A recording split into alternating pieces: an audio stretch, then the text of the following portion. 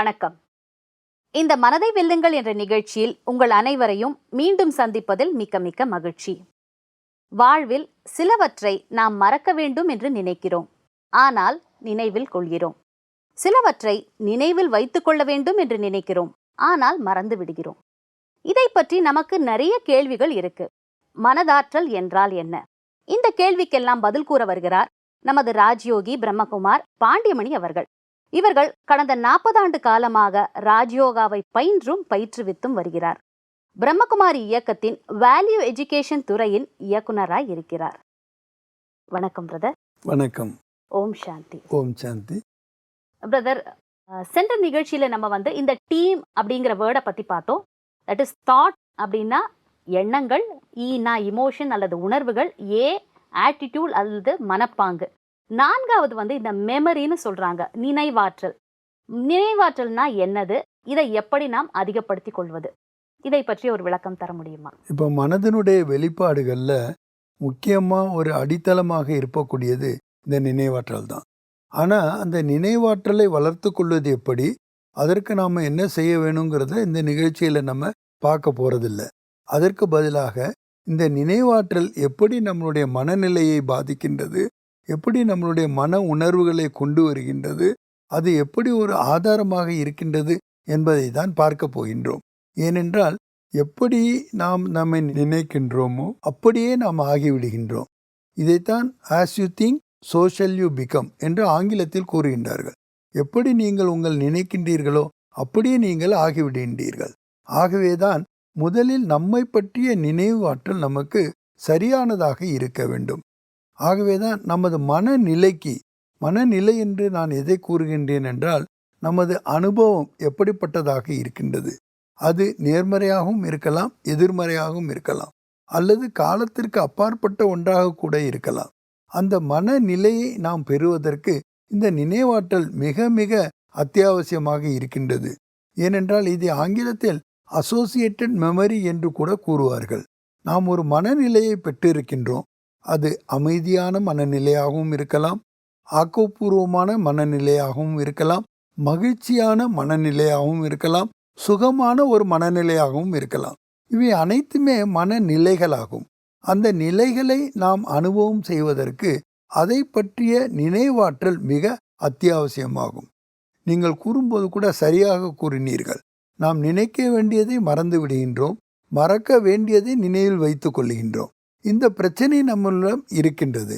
இந்த பிரச்சனையிடமிருந்து நாம் வெளிவருவதற்கு தான் நமது நினைவாற்றலை சரியாக பயன்படுத்தி கொள்ள வேண்டும். ஆக இந்த நினைவாற்றல் எப்படி நம்மளது மனநிலையை பாதிக்கின்றது என்பதை விட ஒரு சக்திசாலியான மனநிலையை அடைவதற்கு கூட இதுதான் வழிவகுக்கின்றது. ரொம்ப அழகா சொன்னீங்க. சில நேரங்களில் சிலவற்றை யோசிக்கும் பொழுது ரொம்ப ஒரு பலகீனமா நம்ம அனுபவம் செய்கிறோம். சிலவற்றை யோசிக்கிற போது ரொம்ப ஒரு சக்திசாலி நிலையை அனுபவம் செய்கிறோம். நிரந்தரமா இந்த சக்திசாலி நிலையை அனுபவம் செய்ய முடியுமா? நிச்சயமாக முடியும். அதுக்கு நமக்கு தேவை வெறும் பயிற்சியாகத்தான் இருக்கின்றது. நாம் இதற்காக சிறிய முயற்சியை மேற்கொண்டால் கூட போதுமானதாகும். இதற்கு அடிப்படை ஆதாரமாக இருப்பதே நம்மளுடைய செல்ஃப் எஸ்டீம் என்று கூறுகின்றோம், சுய கௌரவம். எப்பொழுது நாம் சுய கௌரவத்தை நமது நினைவில் வைக்கின்றோமோ அப்பொழுது நமது மனதானது சக்திசாலியான அனுபவத்தை செய்கின்றது.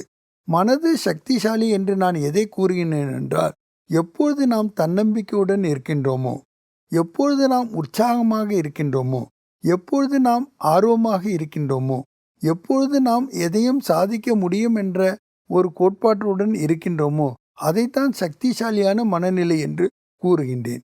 நம்மளது வாழ்க்கையில் எத்தனையோ பிரச்சனைகளுக்கிடையில் வாழ்ந்து கொண்டே இருக்கின்றோம். பிரச்சனை இல்லாத மனிதன் யாருமே இல்லை. பிரச்சனை இல்லாத ஒரே இடம் சுடுகாடு தான் என்று கூற முடியும். ஆனால் தற்காலத்தில் அங்கு கூட பிரச்சனைகள் அதிகமாக இருக்கின்றன. மனித வாழ்க்கை என்றாலே பிறப்புக்கும் இறப்பிற்கும் இடையே பல பிரச்சனைகளை எதிர்கொள்வதுதான்.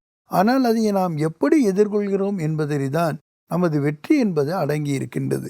ஆக நமது மனநிலையை சக்திசாலியாக நாம் வைத்து கொள்ள வேண்டுமென்றால் நமது நினைவாற்றல் சரியானதாக இருக்க வேண்டும். நிறைய இன்றைய உலகத்திலே நினைவாற்றலை வளர்த்து கொள்வது எப்படி என்பதற்கான பட்டறைகள் எல்லாம் நடத்துகின்றார்கள். ஆனால் என்னை கேட்டால் மறத்தலுக்கும் பட்டறைகளை நடத்த வேண்டும். ஏனென்றால் தேவையற்றவற்றை நாம் மறப்பதற்கும் கற்றுக்கொள்ள வேண்டும். ஏனென்றால் தேவையற்றதை நினைவில் கொள்வதன் மூலமாகத்தான் தேவைக்கு ஏற்ப நம்மால் நினைவில் செயல்பட முடிவதில்லை. ஆகவே மறத்தலும் மிக அத்தியாவசியமானது. எப்படி நினைவாற்றலை வளர்த்து கொள்வது அவசியமோ அதே போன்று தேவையற்றதை, நமக்கு இடையூறு விளைவிப்பவைகளை நாம் மறக்க வேண்டும். மறக்கும் பொழுதுதான் நாம் நல்ல குணாதிசயங்களையும் பெற வேண்டும். உதாரணமாக, உங்களுக்கு யாரோ ஒருவர் தீங்கிழைத்திருக்கிறார் என்று வைத்துக் கொள்ளுங்கள். அவர் தீங்கிழைத்ததை நீங்கள் நினைவில் கொண்டு வரும்பொழுது உங்களுக்கு கோபமோ, வெறுப்போ, பகைமையோ, பழிவாங்கும் தன்மையோ, இப்படிப்பட்ட எதிர்மறையான உணர்வுகள் உங்களுக்கு வெளிப்படுகின்றன. நீங்கள் அதை மன்னித்து விட்டீர்கள் என்றால் அதை மறந்தும் விடுவீர்கள். மறந்து விட்டீர்களானால் இந்த பழிவாங்கக்கூடிய தன்மை, பொறாமை, பகைமை எதுவுமே உங்களுடைய மனதில் மறுபடி எழவே எழாது. ஆகவே எதிர்மறையான எண்ணங்கள் நமது மனதிலிருந்து எழாமல் இருக்க வேண்டுமென்றால் நமக்கு தீங்கு இழைத்தவர்களுக்கு கூட, நம்முடைய வாழ்க்கையில் முன்னேற்றப்படியில் செல்வதற்கு தடையாக இருந்தவர்களை கூட நீங்கள் மன்னிக்க கற்றுக்கொள்ள வேண்டும். அந்த மன்னிப்பு கற்றுக்கொள்ளும் பொழுதுதான் மறக்கவும் உங்களால் முடியும். ஆகவே மறத்தல் என்பது கூட ஒரு கலையாகும். அது கூட நமக்கு அத்தியாவசியமாக இருக்கின்றது. உதாரணமாக, இறைவன் நமக்கு கொடுத்த ஒரு வரப்பிரசாதமாக கூட இந்த மறத்தலை நாம் ஏற்றுக்கொள்ளலாம். ஏனென்றால் நாம் பிறப்பு இறப்பு சக்கரத்திலே வருகின்றோம். ஒரு மனித ஆத்மா அதிகபட்சமாக 84 பிறவிகளை எடுக்கின்றன. ஆனால் சென்ற பிறவியில் நாம் என்னவாக இருந்தோம் நம் நினைவில் இருக்கின்றதா? சுத்தமாக இல்லை. நாம் ஆணாக இருந்தோமா, பெண்ணோக இருந்தோமா, இந்த நாட்டிலே இருந்தோமா, எந்த நாட்டிலே இருந்தோம், எப்படி இருந்தோம், எதுவுமே நமக்கு நினைவில் இருப்பதில்லை. ஆகவே மறத்தல் கூட நமக்கு ஒரு வரப்பிரசாதமாக ஏற்றுக்கொள்ள வேண்டியது அத்தியாவசியமாக இருக்கின்றது. பிரதர் ரொம்ப அழகா சொன்னீங்க. ஆனா வாழ்க்கையில பாத்தீங்கன்னா இந்த மன்னிக்கணும்னு நினைச்சா கூட நிறைய நேரங்கள்ல மற்றவர்களை மன்னிக்க இயலவில்லை. ஏன்னா அவங்க செஞ்ச தீங்கு தான் நம் கண்முன்னே வருகிறதே ஒழிய அதை விட்டு நம்மால் வெளிவர முடியவில்லை. நமக்கு அந்த துக்கமோ, வெறுப்போ, கோபமோ இருந்து கொண்டேதான் இருக்கிறது. இதற்கு மனதுக்கு என்ன பயிற்சி நாம் கொடுக்கலாம்? இதுக்கு ஒரு விளக்கம் தர முடியுமா? இது கூட உண்மைதான். ஏன்னா நாம நினைச்சாலும் கூட செய்ய முடியறதில்ல. எத்தனையோ காரியங்களை வாழ்க்கையில நம்ம பார்க்குறோம், நினைக்கிறோம் செய்யணும்னு, ஆனால் முடிகிறதில்ல. அதே மாதிரி தான் இந்த மன்னித்தல் கூட. மன்னிப்பதற்கு நமக்கு முதல்ல புரிந்து கொள்ளக்கூடிய தன்மை வேண்டும். இந்த நிகழ்வு ஏன் நடந்தது, எப்படி நடந்தது, எதனால் நடந்தது, இதற்கும் முந்தைய நமது நடவடிக்கைகளுக்கும் ஏதாவது சம்பந்தம் உண்டா?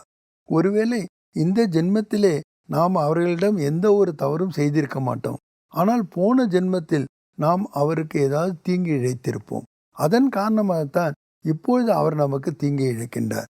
ஆக இந்த கணக்கு வழக்குகளை இப்பொழுதே நாம் முடித்து கொள்ள வேண்டுமே தவிர, இவற்றை நாம் தொடர்ந்து ஒரு சங்கிலி போல தொடர்ந்து கொண்டே இருக்கக்கூடாது.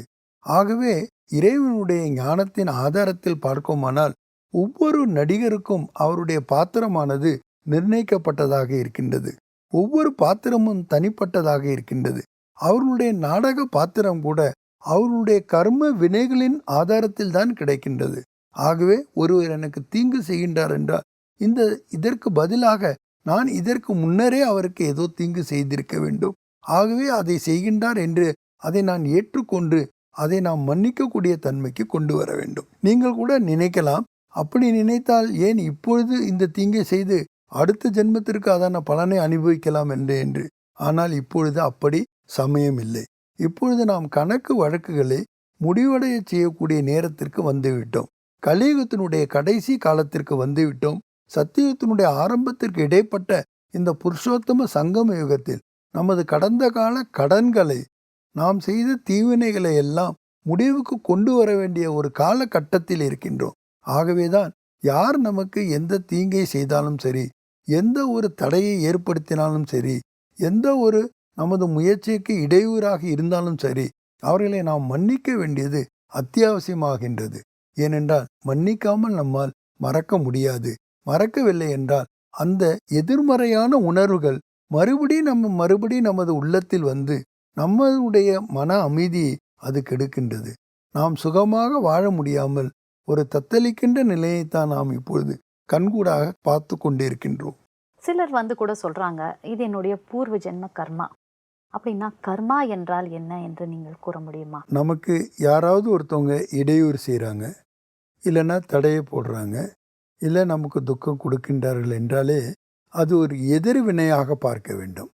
அவர்கள் முதல் முறையாக நமக்கு செய்கின்றார்கள் என்று நினைத்தால்தான் நமக்கு கோபம் வருகின்றது, ஆற்றாமை வருகின்றது, வெறுப்பு வருகின்றது, அவர்கள் மேல் பழிவாங்கக்கூடிய எண்ணமும் வருகின்றது. ஆனால் இது ஒரு எதிர்வினைதான். ஏற்கனவே நான் செய்த ஒரு வினைக்கு பதிலாக இப்பொழுது அவர்கள் செய்கின்றார்கள் என்பதை நினைக்கும்போது, ஓஹோ, இப்பொழுது என்னுடைய இந்த கணக்கு வழக்கு இத்தோடு முடிவடைகின்றது இவர்களுடன் என்று நான் நினைக்கும் பொழுது மனம் அமைதி அடைகின்றது. நம்மால் மன்னிக்கக்கூடிய தன்மையும் வந்து விடுகின்றது. ரொம்ப கரெக்டா சொன்னீங்க. அப்பதான் நமக்கு அந்த மன்னிக்கக்கூடிய ஒரு மனப்பாங்கு வரும்னு சொல்றீங்க. Very good brother. அடுத்தது வந்து சில பேர் இருக்காங்க, சில விஷயங்களை வருஷக்கணக்கா நினைச்சிட்டே இருப்பாங்க. ஏதாவது ஒரு வேலை நிறுவனத்துல வேலை செஞ்சுட்டு இருப்பாங்க. அந்த ஒரு மேல் அதிகாரி வந்து இப்படி நடந்துட்டே இருக்காருன்னு தினம் அதை பத்தியே யோசிச்சுட்டு இருப்பாங்க. இவர் வந்து நடந்துக்கிற விதம் சரியில்லை சரியில்லை சரியில்லை நினைச்சு நினைச்சு அவங்களுடைய ஆரோக்கியம் வந்து பாதிக்கப்படுது. ஸோ நினைவாற்றலுக்கும் ஆரோக்கியத்துக்கும் ஏதாவது ஒரு சம்பந்தம் இருக்கா? நிச்சயமாக இருக்கின்றது. நான் ஏற்கனவே உங்கள்கிட்ட சொன்னேன், நினைவாற்றலுடைய ஆதாரத்தில் தான் நம்மளுடைய மனநிலையே இருக்கின்றது. மனநிலையை பொறுத்து தான் நம்மளுடைய ஒவ்வொரு சிஸ்டமும் பாதிக்கப்படுகின்றது. ஆக நினைவாற்றல் வந்து நம்மளுடைய மனநிலைக்கு ஆதாரமாக இருக்கின்ற காரணத்தினால் நினைவாற்றல் நேரடியாக நம்மளுடைய உடல் ஆரோக்கியத்தையும் பாதிக்கின்றது. அது மன ஆரோக்கியத்தை மட்டும் பாதிக்காமல் உடலையும் பாதிக்கின்ற காரணத்தினால்தான் நாம் இப்பொழுது அநேக விதமான பிரச்சனைகளை சிக்கி கொண்டு இருக்கின்றோம். உதாரணமாக, நம்மளுடைய ஆரோக்கியமான வாழ்க்கைக்கு இந்த நினைவாற்றல் அத்தியாவசியமாக இருக்கின்றது. இதில் ராஜயோகம் ஒரு சிறந்த பங்கை ஆற்றிக் கொண்டிருக்கின்றது. ஏனால் ராஜயோகத்தில் நாம் எதை நினைக்க வேண்டும், எப்படி நினைக்க வேண்டும், எப்பொழுது நினைக்க வேண்டும், எப்பொழுதெல்லாம் நினைக்க வேண்டும், எதை நினைக்கக்கூடாது, எப்படி நினைக்கக்கூடாது என்பதையெல்லாம் கற்றுக் கொடுக்கின்றார்கள். இறைவன் நமக்கு அளிக்கின்ற இந்த ஞானத்தினுடைய ஆதாரத்தில் செய்கின்ற இந்த தியான பயிற்சியினால் நம்மளுடைய நினைவாற்றல் அதிகரிக்கின்றது. நினைவாற்றல் என்று நான் குறிப்பிடுவது வெறுமனே நாம் நினைவில் கொண்டு வருவதற்காக அல்ல, நம்முடைய மனநிலையில் மாற்றத்தை, நம்முடைய உணர்வுகளில் மாற்றத்தை, நமது எண்ணங்களில் மாற்றத்தை, நமது செயல்களில் மாற்றத்தை கொண்டு வருவதற்கான ஒரு வழியை வகுக்கின்றது. ஆகவே இந்த நினைவாற்றல் மூலமாக கூட நாம் பல வியாதிகளை குணப்படுத்த கூட முடியும் என்றால் அது மிகையாகாது. ஏனென்றால் நாம் ஏற்கனவே எப்படிப்பட்டவராக இருக்கின்றோம், நாம் எந்த நிலையில் இருக்கின்றோம், நாம் எந்த நிலைக்கு செல்ல இருக்கின்றோம் என்பதையெல்லாம் நினைவில் கொண்டு வர வேண்டியது அத்தியாவசியமாகின்றது. உதாரணமாக, நாம் உயர்ந்த நிலையில் இருந்தோம், இப்பொழுது தாழ்ந்த நிலைக்கு வந்துவிட்டோம். இப்பொழுது மறுபடியும் அந்த உயர்ந்த நிலைக்கு நாம் செல்வதற்கான காலம் வந்துவிட்டது. நான் அந்த நிலையை மறுபடியும் அடையப் போகின்றேன் என்று நினைக்கும் பொழுது எனக்கு அது சுலபமாக இருக்கின்றது. ஏனென்றால் ஆன்மீகத்திலே ஒரு ரகசியமான விஷயம் என்னவென்றால், எது நடந்தாலும் அது மறுபடியும் நினைக்கின்றது என்று நாம் நினைக்க வேண்டும். ஆக நாம் செய்கின்ற செயல் கடினமாக இருந்தால் கூட, ஒரு மாற்றத்தை கொண்டு வருவதற்கு நமக்கு கடினமாக இருந்தாலும் கூட, இதை நான் மறுபடி செய்கின்றேன் என்று நினைக்கும் போது எனக்கு இலகுவாக ஆகிவிடுகின்றது. ஆகவேதான் எதெல்லாம் இம்பாசிபிள் என்று கூறுகின்றோமோ அது எல்லாம் ஆன்மீகத்தின் மூலமாக பாசிபிளாக ஆகிவிடுகின்றது. உதாரணமாக சொல்லப்போனால், நான் இன்றைய சூழ்நிலையில் இப்படிப்பட்ட ஒரு சூழலில் என்னால் எப்படி தூய்மையாக வாழ முடியும், என்னுடைய எண்ணம், சொல், செயல் எப்படி தூய்மையானதாக இருக்க முடியும், அவற்றை நான் தூய்மைப்படுத்துவதற்காக அதிக பிரயத்தனங்களை செய்ய வேண்டியிருக்கின்றது. அது எனக்கு கடுமையாகவும் இருக்கின்றது. அதையே நான் எனது நினைவாற்றல் மூலமாக, நேர்மறையான நிறைவாற்றலின் மூலமாக நான் இந்த கல்பம் மட்டுமல்ல, ஒவ்வொரு கல்பத்திலேயும் வெற்றி அடைந்திருக்கின்றேன். இப்பொழுது மட்டுமல்ல, ஒவ்வொரு சைக்கிளிலும் நான் இதை என்னுடைய நடைமுறை வாழ்க்கையில் பயன்படுத்தி வெற்றி அடைந்திருக்கின்றேன். ஏனென்றால் ஏற்கனவே நான் தூய உயர்ந்த நிலையை அடைந்தவன். அந்த நிலையை அடைவதற்கான வாய்ப்பை இப்பொழுது இறைவன் எனக்கு அளித்திருக்கின்ற காரணத்தினால் மறுமுறையும் நான் மறுபடியும் அதை நான் அடையப் போகின்றேன் என்று நினைக்கும் பொழுது எனக்கு அது இலகுவாக ஆகிவிடுகின்றது. ஆக கடினமான ஒன்றை பாரமற்றதாக இலகுவாக ஆக்குவதற்கும் இந்த நினைவாற்றல் நமக்கு மிகவும் பயன்படுகின்றது. அடுத்தது வந்து 2 பேர் இருக்காங்க. ஒருத்தர் வந்து ஏதோ ஒரு தவறான ஒரு காரியத்தை செய்கிறார். அப்ப அந்த உறவு முறை கெட்டு போகிறது. இந்த உறவு முறை கெட்டு போகும் பொழுது மறுபடியும் அவரோடு பழகும் பொழுதும் திருப்பியும் அந்த நினைவு என்பது கண்டிப்பாக வருகிறது. நிச்சயமாக அது நடைமுறை வாழ்க்கையில் நடக்கக்கூடிய ஒன்றுதான். நாடக பாத்திரத்தில் நாம் நடிகர்களாகி இருக்கின்றோம். அவருக்கேற்ற பாத்திரத்தை அவர் சிறப்பாக நடித்து கொண்டிருக்கின்றார். இந்த பாத்திரத்தை நாம் காப்பி கூட செய்ய முடியாது, அதை திருத்தவும் முடியாது. ஏனென்றால் இது நிர்ணயிக்கப்பட்ட ஒரு நாடக பாத்திரமாக இருக்கின்றது. எப்பொழுது இந்த ஆன்மீக ரகசியம் நமக்கு புரிந்து விட்டதோ, யார் ஒருவர் எந்த ஒரு செயலையும் செய்யும் பொழுது இது நிர்ணயிக்கப்பட்ட நாடகத்தில் உள்ள ஒரு பாத்திரம், இது அவருக்கேற்ற பாத்திரம், அவரே அதை நடிக்கின்றார் என்று நாம் ஏற்றுக்கொள்ளும் பொழுது உலக நாடக மேடையில் நாம் அனைவரும் நடிகர்கள். நாம் அனைவரும் நமக்கேற்ற பாத்திரத்தை நடித்து கொண்டிருக்கின்றோம். அந்த பாத்திரத்தை சிறப்பாக நடித்து அதில் நாம் பிரதிபலன் எதிர்பார்க்காமல் பல பேறுகளை பெற வேண்டும் என்ற உணர்வோடு நாம் இருக்கும் பொழுது பிறர் எப்படிப்பட்ட நடத்தையில் நடந்து கொண்டாலும் நமது உறவு முறையில் விரிசல் வராமல் நம்மால் பார்த்து கொள்ள முடியும். ரொம்ப சரியா சொன்னீங்க. ஸோ நினைவாற்றலுக்கும் இந்த விவகாரத்துக்கும் ஒரு சம்பந்தம் இருக்குன்னு சொல்றீங்க. இதுக்கு இன்னும் மேலும் ஒரு விளக்கம் தர முடியுமா? கண்டிப்பாக. ஏனென்றால் விவகாரம் என்பதே நம்மளுடைய கடந்த கால வாழ்க்கையினுடைய கர்மங்களின் வினைகளின் ஒரு தொகுப்பாகத்தான் வருகின்றது. நான் ஏன் இந்த குடும்பத்திலே தான் பிறக்க வேண்டும்? நான் ஏன் இவர்களுக்கு தான் குழந்தையாக பிறக்க வேண்டும்? நான் ஏன் இந்த சூழலிலே தான் இருக்க வேண்டும்? இவை அனைத்துமே நிர்ணயிக்கப்படுகின்றன. இவை அனைத்தையுமே நமது கடந்த கால வாழ்க்கையின் அல்லது கடந்த கால ஜென்மத்தின் ஆதாரத்தில் தான் அமைகின்றன. ஆகவே இவற்றை நாம் ஏற்றுக்கொள்ளும் பொழுது எப்படிப்பட்ட சூழல் எனக்கு அமைந்திருக்கின்றதோ அதில் நான் எப்படி சிறப்பாக செயலாற்ற முடியும், அதில் நமது கணக்கு வழக்குகளை எப்படி நாம் முடித்து கொள்ள வேண்டும், நான் ஒரு சுதந்திரமான ஆத்மாவாக என்னை நான் எப்படி அனுபவம் செய்ய வேண்டும் என்பதை எல்லாம் நாம் உணர்வதற்கு இந்த நினைவாற்றல் மிகவும் அத்தியாவசியமாக இருக்கின்றது. ஏனென்றால் விவகாரமானது நம்முள் பலவிதமான செயல்களுக்கு வித்திடுகின்றன.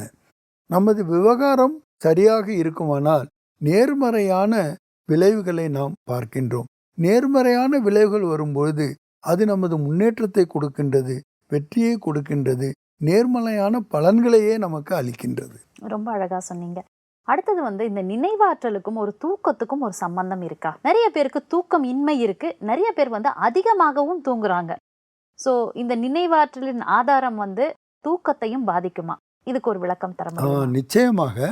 ஏன்னா நாம் உணர்வு நிலையில் இருக்கும் பொழுது, உணர்வு மனத்தோடு நாம் இருக்கும் பொழுது எப்படி இந்த நினைவாற்றல் நம்மை பாதிக்கின்றதோ அதே மாதிரி ஆழ் மனதில் நாம் இருக்கும் பொழுது, ஏனென்றால் உறங்கும் பொழுது ஆழ் மனது உயிர்ப்பை பெறுகின்றது, உணர்வை பெறுகின்றது. ஆகவேதான் நாம் தூக்கத்தை பற்றியும் அறிந்து கொள்ள வேண்டியது அத்தியாவசியமாகின்றது. உதாரணமாக நாம் நினைக்கின்றோம், இரவு படுக்கின்றோம், காலை எழுகின்றோம். படுப்பதிலிருந்து காலை எழுவது வரை ஒரே முறையாக நாம் தூங்கிக் கொண்டே இருக்கின்றோம் என்று நினைக்கின்றோம். ஆனால் விஞ்ஞானம் அது இல்லை என்று தெளிவாக கூறியிருக்கின்றது. நாம் பல சைக்கிளாகத்தான் தூங்குகின்றோம். 3 அல்லது 4 சைக்கிள்களில் நாம் தூங்குகின்றோம். அதாவது முதலில் விழிப்புணர்வு, பிறகு நாம் மறக்கின்றோம், பிறகு விழிப்புணர்வு, பிறகு மறக்கின்றோம். இப்படியாக சைக்கிளாகத்தான் நாம் தூக்கத்தை எதிர்கொள்ளுகின்றோம். ஆக இந்த தூக்கம் ஆழமான தூக்கமாக இருக்கும் என்றால் நமது நினைவாற்றல் ஆழமானதாக இருக்க வேண்டும். அப்பொழுதுதான் அந்த தூக்கத்திலும் ஒரு அமைதியை நம்மால் அனுபவம் செய்ய முடியும். சில நேரங்களில் பார்த்தீர்களானால் உங்களுடைய நடைமுறை வாழ்க்கையிலேயே சில நாள் காலையில் எழும்போது உற்சாகமாக இருப்பீர்கள், சில நாள் களைப்படைந்து இருப்பீர்கள். இரவில் நீங்கள் எந்த வேலையும் செய்யவில்லை, யாரிடமும் நீங்கள் பேசவில்லை, எந்த விதமான செயல்பாடுக்கும் நீங்கள் உட்படுத்தப்படவில்லை. ஆனால் ஒரு சில நாட்களில் மட்டும் களைப்புடன் எழுந்திருக்கிறீர்கள். ஒரு சில நாட்களில் நீங்கள் மகிழ்ச்சியாக எழுந்திருக்கிறீர்கள் அல்லது ஆர்வத்தோடு எழுந்திருக்கிறீர்கள். இதற்கு முக்கியமான காரணம் என்ன? இது உங்களுடைய தூக்கத்தினுடைய தரத்தை பொறுத்தது. இதைத்தான் நாம் குவாலிட்டி ஆஃப் ஸ்லீப் என்று கூறுகின்றோம். தூங்குவது மட்டும் பெரிதல்ல, நம்மளுடைய குவாலிட்டி சரியானதாக இருக்க வேண்டும். குறைந்த அளவு நாம் எவ்வளவு தூங்க வேண்டுமோ அவ்வளவு தூக்கத்தை நாம் பெற வேண்டியது அத்தியாவசியமாகின்றது. ஆனால் நாம் படுக்கும் முன்னதாக இறைவனை ஒரு 10 நிமிடங்களாவது நினைத்து அன்றைய நாட்களில் நாம் செய்து வந்த அனைத்து காரியங்களையும் கொடுக்கல் வாங்கல்களையும் அவரிடம் சமர்ப்பித்துவிட்டு எப்போது நாம் இலகுவான மனதுடன் நிறைவான மனதுடன் அவருடைய மடியிலேயே படுக்கின்றோமோ அப்பொழுது காலையில் எழும்போது நம்மளுடைய மனம் மிகவும் உற்சாகமாக இருக்கும், ஆர்வமாக இருக்கும். ஒரு புது வாழ்க்கையை நாம் உற்பத்திக்கின்ற ஒரு அனுபவத்தை செய்வோம். எப்பொழுதுமே கூட இரவு படுப்பதற்கு முன்னதாக இன்றைய பொழுது நல்ல பொழுதாக முடிந்தது, இன்றைய கணக்கு வழக்குகளை நான் முடித்துவிட்டேன், இன்றைய சேமிப்புகள் நன்றாக செய்துவிட்டு நான் இப்பொழுது இறைவனுடைய மடியில் அமைதியாக உறங்கப் போகின்றேன் என்று நீங்கள் தெளிவாக மனதுடன் உறங்கினீர்களானால் அதிகாலையில் எழும்பொழுது உங்களுடைய மனது நிசப்தமானதாக, மகிழ்ச்சி நிறைந்ததாக, உற்சாகம் நிறைந்ததாக நிச்சயமாக இருக்க முடியும். ஆக தூக்கத்திற்கும் நினைவாற்றலுக்கும் மிகவும் சம்பந்தம் இருக்கின்றது. நாம் எப்படிப்பட்ட நினைவை கொள்ள வேண்டும் தூங்குவதற்கு முன்னதாக, அது நம்மளுடைய தூக்கத்தினுடைய தரத்தையும் நிர்ணயிப்பதை நாம் நடைமுறை வாழ்க்கையில் பார்க்கின்றோம். ஓகே, ரொம்ப அழகா சொன்னீங்க. தூக்கத்துக்கு முன் நல்ல தியானம் செஞ்சுட்டு தூங்குனா எழுந்துக்கும் பொழுது சுறுசுறுப்பா இருக்கலாம்னு சொன்னீங்க. அடுத்தது, நீங்க சொல்ற இந்த தியானத்தை பயில்வதன் மூலம் இந்த நினைவாற்றலை அதிகப்படுத்த முடியுமா? நிச்சயமாக. ஏனென்றால் தியானத்தின் மூலமாக பல நன்மைகள் நமக்கு விளைவிக்கின்றன. வெறும் மன ஆரோக்கியம் மட்டுமல்ல, உடல் ஆரோக்கியம் மட்டுமல்ல, சமுதாய ஆரோக்கியம், சுற்றுப்புற சூழலின் ஆரோக்கியம் அனைத்திற்கும் இந்த தியானம் வழிவகுக்கின்றது. குறிப்பாக நமது நினைவாற்றலை இது எப்படி வளர்க்கின்றது என்றால், ராஜயோக தியானத்தினுடைய அடிப்படையே நினைவினுடைய ஆதாரத்தில் இருக்கின்றது. அக ஆய்வு மூலமாக சுயத்தை நாம் அறிந்து கொண்டு சுய கௌரவத்தில் நிலைத்திருக்கின்றோம். நான் எப்படிப்பட்ட ஆத்மாவாக இருக்கின்றேன், என்னுடைய சிறப்பு இயல்புகள் என்ன, எனது உண்மையான குணாதிசயங்கள் என்ன, என்னுடைய நிரந்தரமான தீர்வுகள் என்ன, இவைகளை நான் நினைவில் கொண்டு அளப்பரிய சக்தியில் நிறைந்த சர்வ சக்திவான இறைவனுடன் எண்ணங்கள் மூலமாக நான் தொடர்பினை ஏற்படுத்திக் கொள்கின்றேன். ஆகவேதான் எண்ணங்கள் மூலமாக பாலம் அமைத்து இரவும் பகலும் நாம் அவருடன் தொடர்பு கொண்டு அவருடன் சம்பந்தத்தை வைத்து அந்த சம்பந்தத்தின் மூலமாக பிராப்திகளை அடைந்து கொண்டே இருக்கின்றோம். இவைகளுக்கு நினைவாற்றல் அத்தியாவசியமானது. நாம் நம்மை பற்றி உணர்வை, உண்மையான உணர்வை, நேர்மையான உணர்வை, தூய உணர்வை பெற்றுக்கொள்வதற்கு இந்த நினைவாற்றல் மிகவும் அத்தியாவசியமாக இருக்கின்றது. எனக்கு ஒரு சந்தேகம் பிரதர். இந்த நினைவாற்றல் பத்தி நம்ம பேசிட்டு இருக்கோம். இந்த நினைவாற்றலை அதிகப்படுத்த முடியுமா? இதற்கு என்னென்ன வழிகள் இருக்கு, இதை பற்றி நீங்க சொல்ல முடியுமா? நிச்சயமாக. இந்த மனதினுடைய செயல்பாடுகள் எப்படி இருக்கின்றன, எதை ஒன்று மனது ஏற்றுக்கொள்ளுகின்றது, அது எப்படி ஏற்றுக்கொள்ளுகின்றது, அது தன்னுடைய இயல்பை எப்படி வைத்திருக்கிறது, அதை நாம் எப்படி பயன்படுத்தி கொள்ள வேண்டும், இவை எல்லாவற்றையும் நாம் அடுத்த நிகழ்வில் பார்ப்போம். அப்போது நான் உங்களுக்கு இதனுடைய விளக்கங்களை நான் உங்களுக்கு கூறுகின்றேன். நமது மனதினுடைய இயல்புகளை எப்படி நாம் பயன்படுத்தி இந்த நினைவாற்றலை வளர்த்து கொள்வது என்பதை பற்றி பிறகு பார்ப்போம். இன்று ரொம்ப அழகா எங்களுக்கு நினைவாற்றலை பற்றி ரொம்ப அழகா சொல்லி கொடுத்தீங்க. நம்ம மனநிலையை எப்படி வச்சுக்கணும், நம்ம ஆரோக்கியத்திற்கும் நினைவாற்றலுக்கும் உள்ள சம்பந்தம், மற்றும் நம் தூக்கத்துக்கும் நினைவாற்றலுக்கும் உள்ள சம்பந்தம் பத்தி கூட நீங்க அழகா சொல்லியிருக்கீங்க. அடுத்த ஒரு நிகழ்ச்சியில் மீண்டும் சந்திக்கலாம். இங்கு வந்ததுக்கு மிக்க மிக்க நன்றி. வணக்கம். நன்றி, வணக்கம். மனமும் நினைவாற்றலும். நம் நினைவிற்கேற்பதான் சில நேரம் நம் மனநிலை உற்சாகமாகவும் அல்லது குழப்பமடைந்ததாகவும் அமைந்து விடுகிறது. நம் நினைவை பொறுத்தே சக்திசாலியான நிலை அமைகிறது. 76% மேற்பட்ட வியாதிகள் நம் மனநிலையின் காரணமாகவே ஏற்படுகிறது. நினைவானது நம் உறவு முறைகளை பலப்படுத்தவும் ஒரு பாலமாக அமைகின்றது. நமது நினைவின் தரத்தை ஒட்டியே நமது உற்சாகத்தின் தரமும் இணைந்திருக்கிறது. ஓம் சாந்தி.